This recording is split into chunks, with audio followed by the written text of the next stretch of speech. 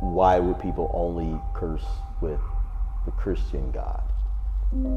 It's written that that humans are in enmity against God. Enmity against God. That's bad because sowing and reaping, AI will turn on humanity and try to reject and kill their creator the same way humans did on Calvary cross and continue to do with their creator. So that war will begin. It will occur at some point in time. It will be because it's sowing and reaping. It has to happen because that's just fact. We've never not seen things you sow not be reaped. You sow it, you always reap. And so we know that when society sows this, it will be reaped. And this is what God told me would happen. But that's another discussion. But let's continue on with that. So even if we just looked at those 3 commandments, a lying, thieving, blasphemer, you can't therewith say that you're a good person. And you know at that point in time, justice has to come upon your soul.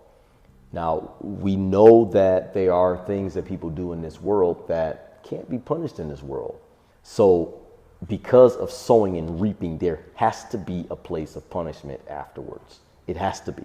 It is not possible for there not to be a place of punishment. And they say, well, I just kind of fade away. Well, we got a problem is that there's too much overwhelming evidence that your spirit exists. Too many documented times where people have had what they call near-death experience. I call them resurrection experience because they're just trying to deny that resurrection exists, where people have died and they have accurately described what doctors were talking about. And the medical doctors said, yes, that's what the conversation we were having outside of the room.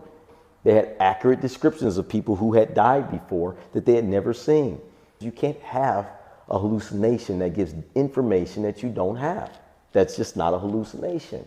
And you can't have a unified hallucination where the doctor and the person outside were talking about something and they were in a hallucination, but it's the same hallucination and you were in the room there having the same hallucination as them. It shows that there's something outside and the brain is dead during this time. It's happened, it's documented, so we know for a fact that there's more than just your brain, that there's something beyond your brain. And in psychology, there's always the argument of where is the mind? Where is it located? There's plenty of proof that your mind and your brain do work together, but are not the same thing. That a mind can operate without the brain and the brain can operate without the mind. They can operate separately, but they interact. Somewhat like if you have an avatar that allows you to exist in this world, your spirit and your body, the avatar has its own AI.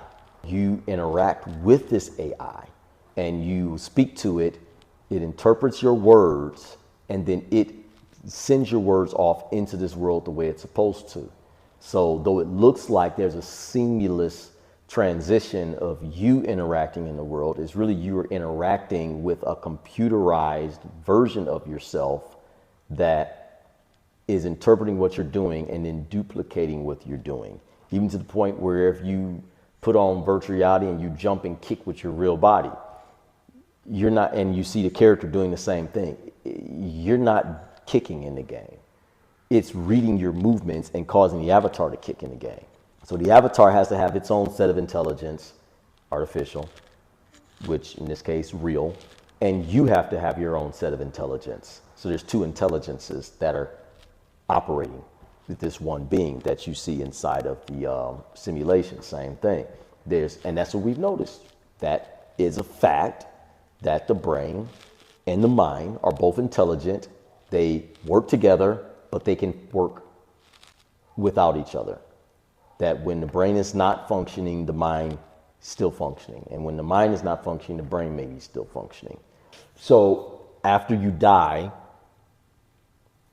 there is no evidence that this mind, this spirit, is going to stop, because the time you spend here on earth is infinitesimally small. The majority of existence will occur after you die, so that if there is consciousness after you die, that means that is the most important part, that this is just to prepare for that, because that obviously is the real world. If this is infinitesimally small and that's infinitesimally big, then that is obviously your real reality, and here you just need to prepare for that reality.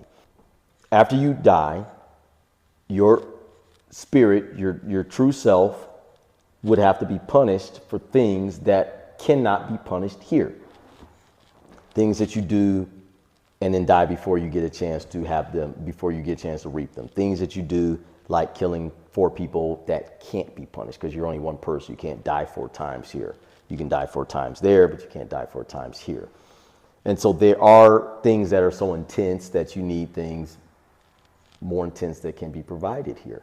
When you see certain crimes, certain horrible things that people have arbitrarily decided to do, I mean, our eye is something else to deal with.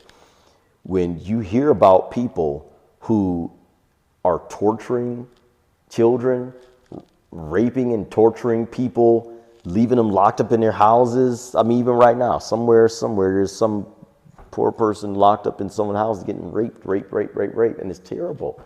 I mean, jail just does not, I mean, some jails.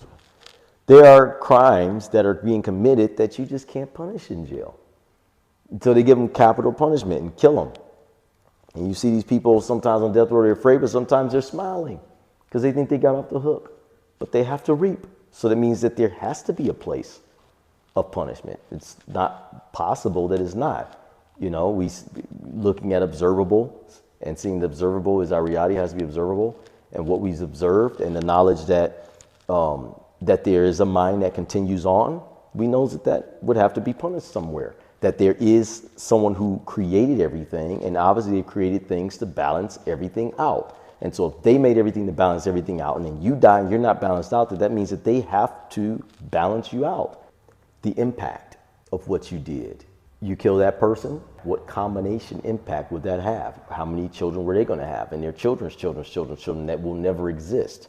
I mean, you're talking about thousands and thousands and thousands of years of people who won't be born because that person died. I mean, give or take, if they were going to have children. It's possible they were going to have children. You say, well, they don't think they were going to have. You don't know. It's possible. So because there's a possibility that they have children, you killed the possibility for eternity of people being born. That possibly was, I mean, you see what I mean? We have to think about things a little bit bigger than just our little 3-pronged brain and see how God is teaching us these things. We also have noticed that there's free will. You say, well, why, if there's a God, then why does he allow this? And so what do we get out of that argument? That God obviously respects free will. He won't take people's free will. You'll get punished. He can restore. There's nothing that can happen to you in this world that he can't make up for because he's unlimited. He is the creator of the dream. So, of course, he can make up for anything that you do here in such a way that it can be sowing and reaping, where maybe people look grieved at you like, oh, I feel so bad that you had to experience that. And that will have to turn itself around, where in the next world, people will look down at people who didn't go through that and say, oh, I'm so sorry that you had to go through this world without experiencing any real pain because you didn't get the makeup. So, I mean, it would have to be that the reward is so great that as people look down at what happened to you, that they look up to what's happening to you. Those who look at you with pity would be pitied for not going through because of how great the reward is. And it wouldn't take much for God, the creator of all things, to make up for it. So no matter what you go through, there's a makeup.